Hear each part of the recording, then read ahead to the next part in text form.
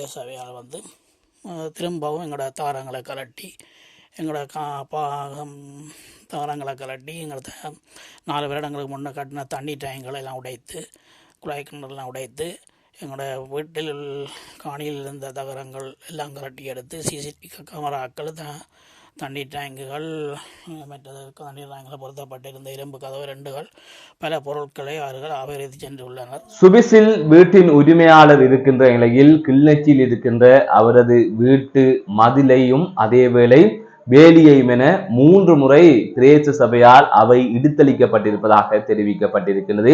இது தொடர்பாக ஜனாதிபதிக்கு கடிதம் அனுப்பியிருப்பதாகவும் அந்த நபர் தெரிவித்திருக்கிறார். இது தொடர்பான சிசிடிவி காட்சிகளும் வெளியாக இருக்கின்றது. என்ன நடந்தது இது தொடர்பாக விரிவாக பார்க்கலாம். அதற்கு முதல் ஏகே ரிப்போர்ட் எனப்படுகின்ற இந்த யூடியூப் சேனலை சப்ஸ்கிரைப் செய்து கொள்ளுங்கள். தொடர்ந்து அருகில் இருக்கின்ற பெல் பட்டினை கிளிக் செய்வதனூடாக நான் போடுகின்ற ஒவ்வொரு காணொளிகளையும் நீங்கள் பார்க்கக்கூடிய வகையிலே இருக்கும். மோகனபாலன் எனப்படுகின்ற நபர் சுவிஸிலே வசித்து வருகின்றார். அவரது சொந்த இடம் கிளிநொச்சி பரந்தன் என்று கூறினார். அதன் தொடர்ச்சியாக அவருக்கு சொந்தமாக கிளிநொச்சி 6ஆம் ஒழுங்கை குமரபுரம் பரந்தன் எனப்படுகின்ற பகுதியிலே ஒரு வீடு இருக்கின்றது. அதாவது காணியுடனான ஒரு வீடு ஒன்று இருக்கின்றது. அந்த வீட்டுக்கான வேலியை 3 முறை அவர் அடைத்திருக்கின்றார். 2 முறை தகரத்தாலும் 1 முறை மதிலாலும் இவ்வாறு கட்டப்பட்டதாக அவர் கூறுகின்றார். இவ்வாறான சூழ்நிலையில் அந்த வீட்டுக்கு அருகிலே ஒரு பாதை இருந்ததாகவும் அந்த பாதை பிரதேச செயலகத்தில் வேலை செய்கின்ற தம்பதியினரின் வீட்டுக்கு செல்வதாகவும் ஆனால் அந்த தம்பதியினரின் வீட்டுக்கு செல்வதற்கு வேறொரு பாதையும் இருப்பதாகவும் இந்நிலையில் இந்த பாதைக்காக இவ்வாறான பிரச்சனைகள் இடம்பெறுவதாகவும் அவர் குற்றம் சாட்டியிருக்கின்றார். அது தவிர அது பாதை அல்ல, அது என்னுடைய காணிக்கில் வருகின்றது.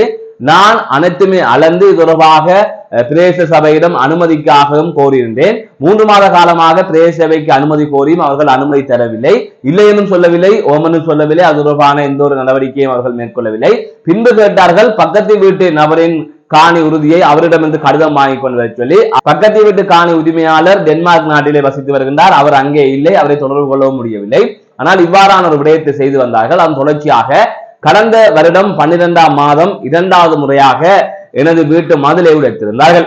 அதுவும் நான் அங்கு இல்லை, நான் ஊரில் இல்லாத நேரத்திலே அந்த மதிலை அவர்கள் உடைத்திருந்தார்கள். அதுக்கு பிறகாக வீட்டுக்குள்ளே பெருமதியான பொருட்கள் இருக்கின்றது. 24 லட்சம் ரூபாய் பெருமதியான பொருட்கள் இவ்வாறு காணிக்குள்ளே இருக்கின்றது. அது தவிர பயன் தரும் மரங்கள் இருக்கின்றன. அதிலே பயன் தரும் மரங்கள் அனைத்துமே நாசமாகிவிட்டது. இவர்கள் உடைத்து விட்டு சென்று விட்டார்கள். அதன் பின்னராக அந்த பயன் தரும் மரங்கள் எல்லாம் நாசமாக போகிறது. வீட்டுக்கு ஒரு பாதுகாப்பு தேவை என்பதற்காக மீண்டும் தகரத்தினால் தூண் போட்டு வேலி அமைத்திருந்தேன். அதுக்கு பிறகாக கடந்த 1ஆம் மாதம் மீண்டும் ஜேசிபி இயந்திரத்தை கொண்டு வந்து அவர்கள் அந்த வேலியை உடைத்திருக்கிறார்கள். இவ்வாறு வேலியை உடைத்ததை தொடர்ந்து அந்த வீட்டில் இருந்த குழாய் கிணறு உடைக்கப்பட்டிருக்கின்றது. தண்ணி டேங்க் காணாமல் போயிருக்கின்றது. தகரங்கள் காணாமல் போயிருக்கின்றது. அதை தவிர சின்ன இரும்பு கேட்டு இருந்தது, அது காணாமல் போயிருக்கின்றது. பல பொருட்கள் காணாமல் போயிருக்கின்றது. இவ்வாறு இவர்கள் 3 முறை இந்த வேலியை உடைத்ததனால் கிட்டத்தட்ட 75 லட்சம் ரூபாய் எனக்கு நஷ்டம் ஏற்பட்டிருக்கின்றது. நான் கடும் மன உளைச்சலுக்கு ஆளாகி இருப்பதாக அவர் தெரிவித்திருக்கிறார். ஆகையால் இதற்கு அதாவது முதல் முறை இவர்கள் இந்த வேலியை உடைத்த உடனே நான் ஜனாதிபதிக்கு கடிதம் அனுப்பியிருந்தேன். அது தொடர்பான பதில் வரும் வரை அடுத்த கட்டமாக பொறுத்திருங்கள், அந்த பதில் உங்களுக்கு வந்ததா என்று கேட்டுனான். ஆனால் அது தொடர்பாக எந்த ஒரு கருத்துமே தெரிவிக்கப்படவில்லை. தற்பொழுது மீண்டும் நான் ஜனாதிபதிக்கு கடிதம் எழுதியிருக்கிறேன். இது தொடர்பாக மனித உரிமை ஆணைக்குழுவிலும் சட்டத்தன்மையை வைத்து முறைப்பாடு கொடுத்திருக்கிறேன், பொலிசிலும் முறைப்பாடு கொடுத்திருக்கிறேன். எனவே கரைச்சி பிரதேச சபைதான் இவ்வாறு ஏசிபி இயந்திரத்தை வைத்து எனது வேலியை இவ்வாறு அளித்திருக்கிறார்கள். எனவே எனக்கு இதுக்கு ஒரு நீதி வேண்டும் என்று சொல்லி அவர் கூறியிருக்கிறார். ஆகையால் இவ்வாறான சம்பவங்கள் நடந்ததால் நான் மிகவும் மன உளைச்சலுக்கு உள்ளாகி இருப்பதாகவும் அவர் தெரிவித்திருக்கிறார். எனவே பிரதேச செயலகத்தில் எனது வீட்டுக்கு பின்னால் அதாவது அந்த பாதையை பயன்படுத்துகின்றவர்கள் வேலை செய்கின்றார்கள் என்பதற்காக அந்த செல்வாக்கில் தான் இந்த பிரச்சனை எல்லாம் இடம்பெறுகின்றது. இதற்காகத்தான் இவ்வளவு ஆர்வமாக பிரதேச சபையினர் செயற்படுகின்றார்கள் என்று அவர் குற்றம் சாட்டி இருக்கின்றார். அதை தவிர பல விடயங்கள் தொடர்பாக அவர் இதிலே குறிப்பிட்டிருக்கின்றார். தனக்கு தொடர்பாக நீதி வேண்டும், சட்டத்தின்படி சரியாக நடைமுறைப்படுத்த வேண்டும் என்று அவர் தெரிவித்து ஆடியோ ஒன்றினையும் அனுப்பி வைத்திருக்கிறார். அது தொடர்பான ஆடியோவையும் நீங்கள் கேட்கலாம். ஒரு தரப்பில் இவ்வாறு குற்றம் சாட்டப்பட்டிருக்கிறது, மறுதரப்பில் அதாவது பிரதேச சபையின் தரப்பில் இது எவ்வாறு சொல்லப்படுகின்றது என்பது தொடர்பாகவும் அடுத்த காணொளிகளிலே நாங்கள் பார்க்கலாம்.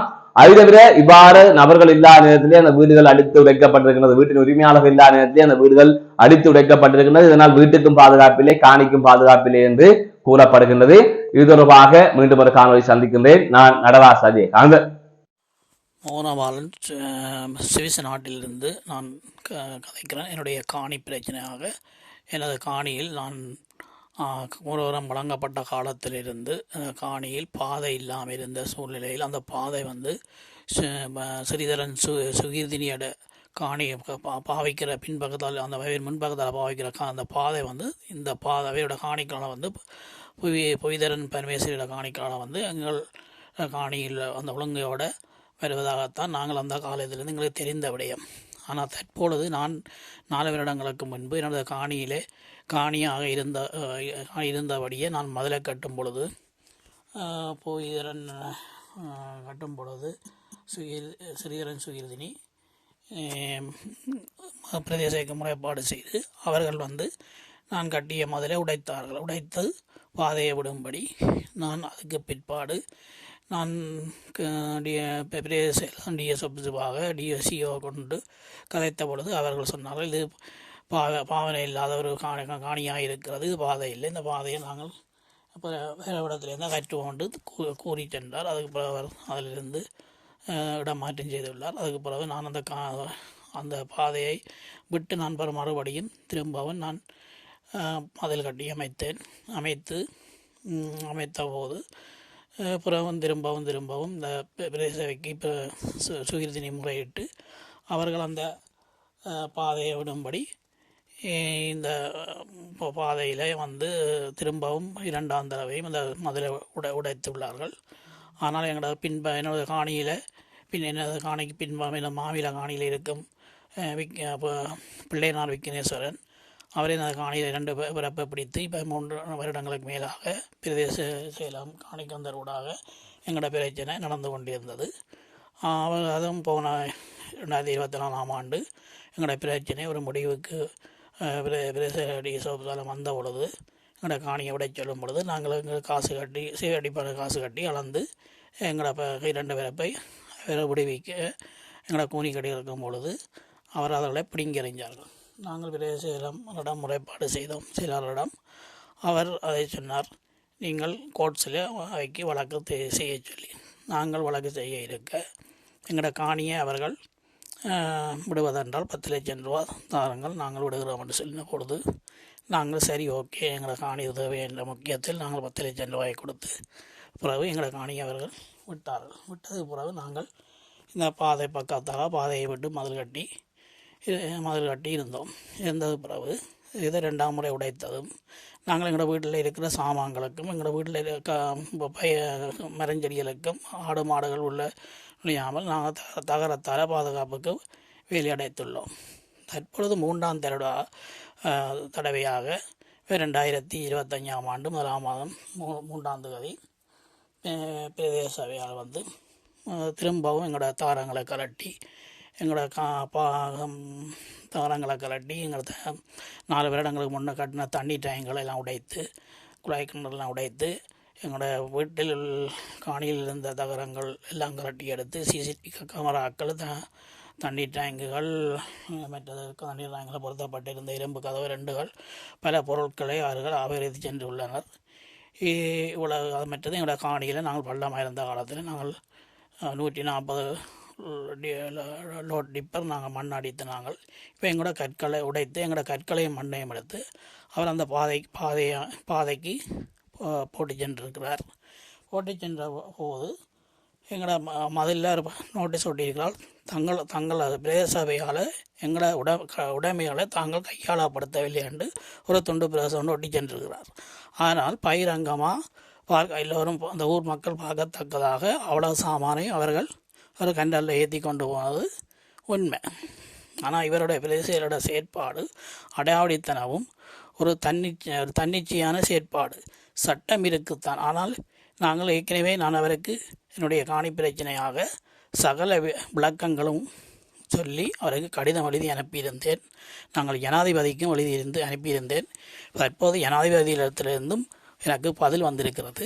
பிரதேச செயலகத்துக்கு தாங்கள் கடிதம் ஒன்று அனுப்பியிருக்கிறோம் எங்களோட காணி பிரச்சனையை சட்டபூர்வமாக தீர்க்க சொல்லி. ஆனால் இதுவரைக்கும் பிரதேச செயலாளரிடத்திலிருந்து எங்களுக்கு எந்த விதமான கடிதமும் பதிலும் வரவில்லை. இது ஒரு தனிப்பட்ட ஒரு பக்கத்தில் இருக்கும் ஸ்ரீதரன் சுகீர்தினிக்கு சார்பாக இந்த ஒரு வேலை திட்டங்களை இந்த பிரதேச செயலாளர் செய்து அடாவடித்தனம் செய்கிறார். இவர் ஒரு நாட்டில் ஒரு மக்களுக்காக இது இயங்குவதாக இல்லை. இவர் ஒரு தனிப்பட்ட ஒரு சார்பாக இந்த வேலையை இவர் செய்கிறார். எனக்கு இது 3 தரம் இந்த மதிலை உடைத்ததுக்காக எனக்கு 75 லட்சம் ரூபாய்க்கு மேல் எனக்கு செலவாகியுள்ளது. இதை யார் ஜனாதிபதிக்கு இப்போ 2வது தடவையாகவும் நான் இதை கடிதம் எழுதி இப்போ அனுப்புகிறேன். இதை தொடர்ந்தும் இவருடைய அடாவடித்தனங்களும் பிரச்சனையை ஒரு முடிவுக்கு கொண்டு வருவதற்கு நான் வரும் வரை இதை சும்மா நான் விட மாட்டேன். ஓகே.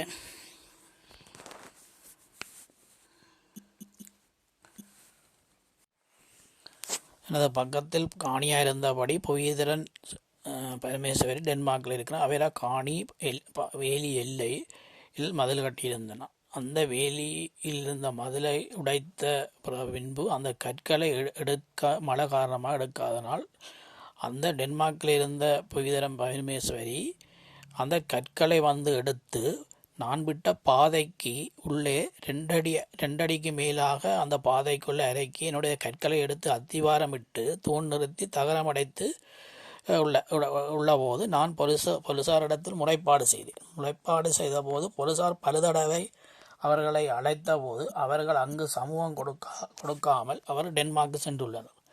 அது அந்த அத்திவாரம் போட்டு தூணடைத்த தகரமடைத்த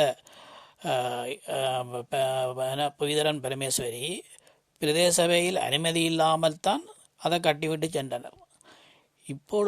தற்போது நான் பாதை விட்டு கட்டிய மதிலுக்கு அனுமதி இல்லையாம். பக்கத்து வீட்டில் இருக்கிற ஸ்ரீதரன் சுகீந்திரின் முறைப்பாட்டின் நிமித்தம் அவருக்கு சார்பாக எனக்கு அனுமதி இல்லை என்றதும் அவன் முறையிடுறான்றதுக்காக என்னுடைய காணியில் உள்ள பல லட்சம் ரூபாயை உள்ள மதிலை உடைச்சி பொருட்களை அவரிச்சு நான் அந்த இடத்தில் குடியேறாதபடிக்கு ஒரு தண்ணி மலை சொல்லக்கூடத்துக்கோ குளிக்கவோ தண்ணி இல்லாதபடிக்கு ஒரு காட்டு முராண்டித்தனமான ஒரு செயல்பாடு செய்துள்ளார் இந்த பிரதேச செயலாளர். இவர் ஒரு மனித நேயமற்ற ஒரு மனிதராகத்தான் இன்றைக்கு அங்கே இருந்து செயல்படுறார். இதுக்கான ஒரு நடவடிக்கையை எடுக்கும்படி நான் சகல அதிகாரிகளிடம் கேட்டுக்கொள்கிறேன்.